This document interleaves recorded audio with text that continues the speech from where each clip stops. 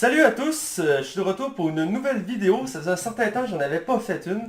Et c'est normal, j'étais en plein déménagement. Comme vous pouvez voir, j'ai un nouveau décor. C'est mon salon avec une affiche de Deadpool que je viens d'installer. Ça va pas très bien à l'écran, mais c'est écrit Best Poster Ever avec Deadpool sur une licorne rose qui est dans les airs en train d'affronter un T-Rex vert qui bouffe des chats. Et on va Deadpool aussi tirer des balles. Ça représente bien l'image de Deadpool et je trouvais que l'affiche était vraiment écœurante, donc je l'ai mis ici. Avec le temps, j'en ai ajouté d'autres à mon salon pour améliorer le décor. Bref, de bavardage, cette vidéo-ci, j'en avais parlé dans la vidéo, je vous parle de mes lectures BD. Ça faisait un certain temps que j'en avais pas fait une et donc j'y vais. Et je commence chez DC avec Green Arrow Star City, tome 4 chez Urban Comics, qui est le quatrième tome Rebirth de Green Arrow, qui est sorti tout récemment chez Urban Comics. Je pense que ça fait 2 mois, si je me trompe pas. Et donc on est toujours en train de suivre les aventures de Green Arrow, qui est un super-héros de DC qui essaie de survivre peine et de misère depuis qu'il a tout perdu dans le tome 1. Donc si vous n'avez pas entendu parler des autres tomes, je vous recommande de skipper cette partie-là parce que j'ai parlé des autres tomes avant. Donc, dans le fond, on suit occasionnellement, Gunao affronte toujours le 9e cercle, qui a pris le contrôle de sa ville et de sa compagnie, qui est dirigé par un de ses anciens meilleurs amis. Et donc, il revient en force dans cette BD-là. Il va tenter, encore une fois, de les stopper. Et un ancien allié va refaire surface. Un allié de longue date qui avait disparu depuis bien longtemps dans les histoires de Green Arrow. C'est Arsenal, Red Arrow ou Speedy. Il y a eu différents noms. Le nom actuel, c'est Arsenal, qui est dans le fond l'équivalent du Robin chez Batman. Mais ici, c'est son acolyte en rouge, et comme Green Arrow, mais en rouge, qui ont eu ensemble un passé assez trouble, car il y a eu Arsenal, qui est Roy Harper, avait des problèmes d'addiction, et ça a fini par les diviser entre les deux. Et donc, il est parti de son côté. Entre autres, il y a eu des aventures avec Red Arrow, qui est un personnage univers de Batman dans les New 52. J'invite à découvrir.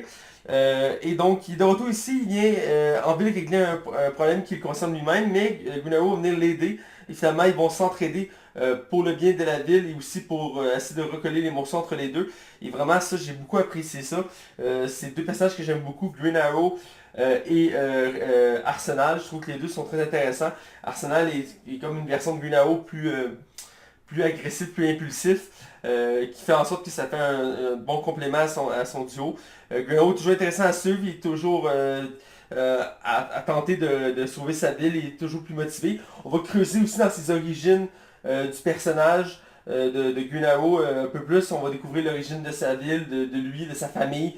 Sa famille a permis de la création de cette ville-là. Son histoire se passe à Seattle, mais on en apprend un peu plus sur sa ville. Aussi sur le 9e cercle, évidemment. Il y a quelques ennemis qui vont s'attaquer à lui. Et il va y avoir des beaux enchaînements de combats. Il va y avoir une bonne tension. Ce ne sera pas juste en termes d'action que la BD va être intéressante, mais aussi tout l'enjeu politique et social qui en tire cette BD-là, parce que ça va être beaucoup travaillé sur la ville de Seattle, de son importance citoyenne, tout ça, de la corruption des politiciens. On va voir vraiment l'envers du décor. C'est des belles pages. Maintenant, je suis plus loin de la caméra, c'est moins bien. Je peux essayer de montrer des pages, vous allez voir, il faudrait que je zoome un peu plus comme ça. Mais les couleurs sont très belles, la dynamique est vraiment intéressante. Je vais essayer de montrer les images, sinon je les ajusterai en post-prod. Mais vraiment, les scènes d'action ici sont... Moi, j'aime bien les jeux de couleurs. Ici, c'est un beau mélange de rouge, jaune, orangé. Une scène de nuit qui est vraiment... qui est très flashée. L'action est très bien découpée dans ces BD-là. On a toujours l'impression de suivre les flèches. On a des beaux aussi flashbacks dans cette BD-là ici, où on voit Green Arrow et son partenaire avant, maintenant. Pour comprendre leur relation, ça fait un certain temps qu'ils n'étaient pas réunis ensemble. Donc ici on a des flashbacks intéressants. Et la tournure finale de la BD est très surprenante parce que ça ne règle pas tous les problèmes actuels. Le 9e cercle est toujours présent, si je peux dire. Et il y a des nouveaux ennemis qui font surface, des nouvelles tournures. Et le personnage de Green Arrow qu'on suit, qui est Oliver Queen, finit dans ce tome-là avec une tournure très dramatique. Un peu comme dans les Aquaman que j'avais lu récemment, Rebirth. On a vraiment on a l'impression que là, ça va pas mieux. Il galère depuis plusieurs BD. Et je suis vraiment curieux de voir la suite parce que là, après 4 tombes, on n'a pas l'impression qu'il s'en sort. Et même là, avec ce tombe-là, à la fin, il prend une décision très drastique qui met en jeu sa vie et celle de tous ses alliés. Vraiment, c'est très bon, là. J'adore beaucoup. À date, les histoires de Green Arrow m'ont pas déçu. Je le répète à chaque fois, mais Green Arrow, c'est un héros sous-représenté chez DC. Beaucoup de gens le voyaient comme un sous-Batman, et il est à part, il a son propre univers. J'invite vraiment à le découvrir, c'est vraiment très intéressant. Si vous voulez en découvrir un peu plus, écoutez la série de Arrow. Il est rendu à 7 saisons, il en reste une 8e qui s'en vient. Que j'invite à découvrir. Ils ne sont pas tous égaux en termes de qualité, je dois le préciser, mais les deux premières en vaut amplement le détour pour comprendre l'univers de Green Arrow, à quel point il est intéressant, qu'il est unique et qu'il a son propre univers. Vraiment une bonne lecture, je suis content de l'avoir lu, j'ai hâte de lire les prochains de DC. Je continue chez Marvel je parlais de Deadpool ici sur mon corde, et bien je me suis procuré le tome le plus récent en français chez Panini, qui est ceux qui font en français les BD de Marvel. Donc c'est All New Deadpool, tome 5, qui sont Patience Zéro, qui est le 5e tome des aventures de Deadpool, des aventures récentes. On suit toujours un Deadpool qui est toujours très déjanté, très humoristique, très absurde. C'est vraiment des histoires assez particulières. La première partie de la BD, on suit la version de Deadpool du futur, donc un peu comme le Spider-Man de, je pense que c'est 2066, si je me trompe pas, 2099, excusez-moi. On suit Deadpool en 2099, un peu la meilleure de Spider-Man, et on continue à suivre ses aventures. À chaque tome, on a des courtes aventures dans le futur avec Deadpool, et après on retourne dans l'histoire présente de Deadpool. Et comme on peut le voir sur la couverture, on a ici Madcap, qui est le grand némésis de Deadpool dans les aventures récentes de Deadpool, qui est comme une version de Deadpool encore plus détraquée. Et là, Deadpool est parti en chasse pour le retrouver son origine et le retrouver cet ennemi-là avant que cet ennemi-là détruise sa propre vie à Deadpool. Et donc ça va être une chasse, un va courir après l'autre. Et ça va être tout le long de la BD, ça va être vraiment bon. Ça va être parsemé d'humour et d'action et d'absurdité telle à la Deadpool. C'est vraiment du grand n'importe quoi par moment. Ici on a une page de la version futuriste de Deadpool qui montre un design vraiment différent. C'est sûr, comme je dit, je vais remettre des images sûrement en post-production, mais l'action dans le futur est encore plus déjantée à force d'avancer. Vraiment, ils s'amusent à faire un peu n'importe quoi avec cet univers-là. Euh, pour l'univers récent de Deadpool, on a toujours des pages très colorées. Moi j'aime beaucoup le design de Deadpool, c'est un costume vraiment beau. Puis aussi les dessins, moi je trouve ça vraiment, j'aime la colorimétrie, je pense que comme ça on dit ça, des couleurs, c'est vraiment très beau. L'action est vraiment bien menée. Les gags sont... il y a un gag au début où Deadpool suit un agent qui l'aide, du Shield, qui est un de ses personnages principaux de l'univers. Et ils vont marcher sur un héliporteur. Et à la fin, ils vont embarquer sur un jet, et toujours en discutant. Et il va partir avec le jet. Et elle va faire comme, attends une minute, c'est pas à toi le jet. Et Deadpool va ciao. Et il va s'en aller. Et ça fait vraiment partie de l'humour de Deadpool. Mais il y a quand même du sérieux à Deadpool parce qu'il y a il y a des motivations profondes aussi à Deadpool, autant pour sa vie que pour son entourage. Puisque oui, Deadpool a un entourage. Et on va vraiment travailler un peu plus sur l'origine de Deadpool, puis aussi, comme j'ai dit, sur son acharnement sur Madcap. Ça va venir vraiment très sérieux plus que la BD va avancer, mais ça va maintenir quand même l'humour. L'action est toujours très déjantée, comme j'ai dit.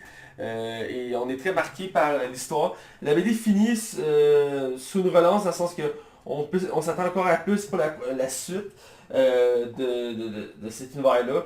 C'est toujours très déjanté à lire. Deadpool, c'est un univers à part de chez Marvel. J'aime beaucoup. C'est assez unique. Et on aime ou on n'aime pas Deadpool. C'est sûr, tous ces BD sont pas de la même qualité. Mais je dirais en New Deadpool, tous les tomes sont sortis. On est rendu au 5e. Je les ai tous aimés. Ils sont tous très bons. Autant l'histoire, la profondeur, l'humour. Parce que c'est bien de mettre de l'humour et de ne pas se prendre au sérieux. Mais il faut qu'il y ait un développement. Parce qu'à un moment donné, sinon, on perd en qualité.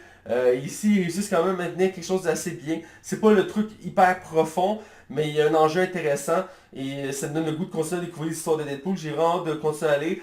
Ça devrait prendre quelques mois de plus parce que, petite parenthèse, pour les BD Marvel, en fait tout ce qui est Panini Comics et Delcourt, qui sont deux maisons d'édition françaises qui traduisent tout ce qui est comics Marvel, tout ce qui est Delco. Delco, c'est tout ce qui est Dark Horse Comics et entre autres Star Wars, je crois. Eh bien, c'est en ce moment un problème au Québec. Ça fait depuis le temps des fêtes qu'il y a un problème d'accès à ces BD-là. J'en ai parlé récemment avec Jean de la boîte à BD que je salue. Que la fois que je suis allé d'ailleurs, il y a eu des nouvelles là-dessus. C'est en train de s'améliorer tranquillement, mais c'est toujours ralenti. Donc malheureusement, tout ce qui est Marvel et Dark Horse Comics en français, c'est au ralenti. J'ai été chanceux d'avoir Deadpool, mais il a été décalé, je pense, de 2 mois avec sa sortie française. D'habitude, c'est à peu près un mois. Donc, petit décalage de ce côté-là. Mais reste qu'on les reçoit quand même, il faut être plus patient et je vais être patient encore pour la suite. Probablement pas avant l'automne, mais j'ai bien aimé ma lecture de Deadpool. Et je finis avec une dernière lecture. Là, on va d'un côté indépendant. Comme vous savez, j'aime beaucoup l'univers de Black Hammer. Eh bien, je me suis procuré le deuxième spin-off de Black Hammer, Black Hammer présente Dr. Star et le royaume des lendemains perdus. On est centré sur un personnage secondaire de l'univers de Black Hammer qui a une interaction avec l'histoire principale. Qu'à l'heure actuelle, dans les tomes, on a 3 tomes principales de Black Hammer, c'est l'histoire centrale. Et on a d'autres spin-offs qui se créent. Ça c'est le deuxième, le premier c'est Sherlock Frankenstein, que j'ai déjà parlé ici dans mes vidéos. Celui-ci c'est sur Dr. Star, qui est un héros de l'univers de Black Hammer, qui est très inspiré de Starman, qui est un héros chez DC. Il mentionne dès le début son amour pour ce héros-là et son inspiration. Vraiment, Starman, c'est un héros qui est vêtu de bleu avec des étoiles et qui possède un bâton qui lui permet de défier la gravité et de projeter des faisceaux d'énergie. Et il va s'en servir pour devenir héros. Mais c'est la seule plus connue, c'est Stargirl. D'ailleurs, il va y avoir une série Stargirl qui arrive bientôt sur la plateforme DC Universe, qui est comme un Netflix, mais DC, qu'on va permettre de découvrir un peu plus cet univers-là. Mais bref, c'est une inspiration pour ce héros-là. Et donc on suit l'histoire de Dr. Stark qui avait été mentionné dans les Black Hammer, qui avait une interaction avec certains personnages dans Black Hammer, l'histoire standard. Et donc on va suivre son histoire qui est ma foi vraiment percutante, profonde, touchante. C'est l'histoire d'un héros, dans le fond, qui à la base ne voulait pas être un héros. C'est le typique scénario que dans le fond c'est un scientifique qui, en faisant des recherches, découvre une technologie qui lui permet d'exploiter une dimension qui existe dans l'univers de Black Hammer, qui est la parazone, qui est une dimension qui est très importante dans l'univers de Black Hammer. Et bien lui, il va créer un bâton qu'on peut voir sur la pochette, un bâton qui lui permet d'y avoir accès, de manipuler l'énergie qui est dedans.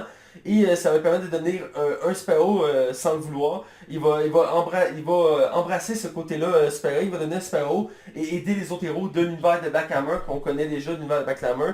Mais en parallèle, il y a une famille, il y a une femme et un enfant. Et le côté intéressant de cette histoire-là, c'est qu'il va être tiraillé du côté d'être un héros, de faire le bien, la justice, et de l'autre côté d'être là pour sa famille, pour élever son enfant.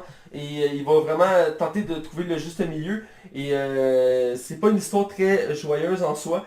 Ce qui est bien aussi, c'est la narration, c'est faite par le personnage principal, comme s'il était en train d'écrire une lettre. Les dessins, c'est toujours très beau. J'aime beaucoup le travail de Jeff Lemire. C'est lui le grand scénariste de cet univers-là, le grand dessinateur. Ses dessins sont vraiment très beaux. Il y a un design assez particulier. Ici, c'est le début quand il découvre qu'il a découvert qu'il y a les pouvoirs qu'il a à travers son bâton. C'est très beau. Puis il y a de temps en temps, il y a comme des chapitres. Et les chapitres, c'est par année. Donc, à un moment donné, on a un chapitre, c'est 1951. Parce que son personnage va évoluer à travers les années d'une façon quand même accélérée. Et on va le voir interagir, comme je disais, avec l'univers de Black Hammer. Certaines scènes d'action, certains combats. C'est surtout très psychologique comme personnage. Parce qu'il va y arriver une tragédie à travers son histoire. Là, on est en 1969, un petit bond dans l'histoire. C'est très touchant comme personnage. Parce qu'il va avoir beaucoup de regrets. C'est le genre d'héros qui se dit qu'il aurait pu éviter d'être un héros, il l'aurait probablement fait. Mais en même temps, il ne peut pas s'en empêcher parce qu'il y avait un côté moral. Encore une fois, ici, Jeff Lemire nous offre un scénario, une histoire poignante, touchante, qui montre l'amour des BD qu'il a parce qu'il répète souvent ses œuvres. Jeff Lemire adore les BD, il travaille dans tous les univers possibles de BD, sauf, je pense, Valiant Comics. Et donc, ici, vraiment, j'ai adoré ce spin-off-là. Je sais pas, je l'ai aimé plus que l'autre, qui était Sherlock Frankenstein, qui était un des plus grands ennemis de l'univers de Black Hammer, mais j'ai adoré cette histoire-là, j'ai hâte de la relire quand je vais l'avoir un peu oublié pour pouvoir la redécouvrir, mais il y a beaucoup de détails, il y a beaucoup aussi j'ai souri à quelques moments, il y a beaucoup de références. Oui, comme j'ai dit, c'est une référence à Starman, qui est un héros de DC Comics, mais il y a beaucoup d'autres références de DC dans cet univers-là et aussi de Marvel. Des grosses références, et quand on a un minimum de connaissances chez DC et Marvel, on les reconnaît, mais c'est adapté d'une manière que c'est unique. Donc on apprécie ça. Et donc j'ai adoré cette BD-là. Vraiment, c'est très bon. J'invite à découvrir. Encore une fois, si vous connaissez Black Hammer, je vous en parle quasiment à chacune de mes vidéos. C'est un des meilleurs univers actuels des BD.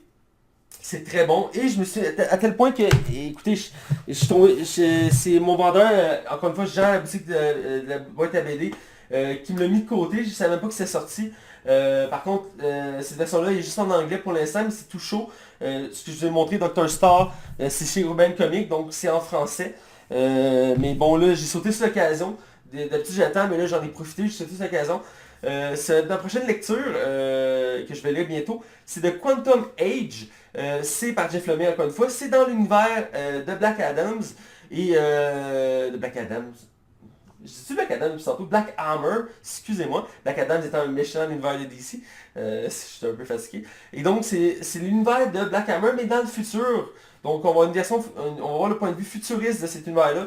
Je suis très curieux de voir ce que ça va donner. Et il y a une version aussi qui vient tout juste commencer en spin-off, qui est Black Hammer 45, je crois, qui se déroule pendant la Deuxième Guerre mondiale. Et donc ça aussi, j'ai très hâte de le découvrir. J'adore toutes ces histoires-là, toutes les époques comme ça. J'aime beaucoup. Et ma lecture actuelle, et je vais finir là-dessus, je suis en train de lire le tome 7, excusez-moi, de Batman sur la route de l'hôtel, Urban Comics, que j'ai commencé à lire il y a à peine 2 jours. J'ai très hâte de vous en parler, c'est ma lecture actuelle. J'adore Batman, c'est un de mes héros préférés, il est toujours excellent ces histoires. Et ici on voit le Joker est central dans l'histoire. Je suis très content parce que c'est le grand méchant de Batman. Donc je vous en parle un peu plus très bientôt. Et je me suis pris une autre lecture Marvel. Comme j'ai dit, j'essaie de varier un peu plus parce que j'ai parlé beaucoup de DC dans mes dernières vidéos. Donc j'ai pris une BD Marvel encore une fois. Old Man Hawkeye, que je vais lire en dernier dans mes lectures, qui existe en 2 tomes chez Panini Comics en français, qui est dans le fond les histoires de Old Man Hawkeye, précédemment, avant les histoires de Old Man Logan. Si vous ne connaissez pas Old Man Logan, j'invite à découvrir. C'est vraiment une des meilleures histoires de Wolverine, tout court. Elle existe en français. Le tome originaux, je vous parle, c'est excellent. Ils ont sorti une suite que j'ai parlé déjà parce que j'ai 2 tomes. J'en ai parlé dans mes premières vidéos, qui est bonne, mais qui n'est pas au même niveau que le tome originel. Et ici, on a c'est comme une préquelle, si je peux dire, à l'univers de Old Man Logan, mais du point de vue de Hawkeye, ce héros si particulier, qui, tantôt je parlais de Yunao, qui est très similaire. Donc j'ai pas encore lu, très hâte de lire, ça va être mes prochaines lectures. Donc là-dessus, j'espère que vous avez aimé ma vidéo. J'ai changé un peu le format, je suis rendu debout, un fond, nouveau décor, une première affiche Deadpool, je vais sûrement en acheter au moins 2, peut-être 3. J'espère que vous êtes toujours présents. Je sais que ça fait 2 semaines que j'ai pas été là. J'étais en plein déménagement, en plein changement, j'ai eu beaucoup d'affaires à gérer.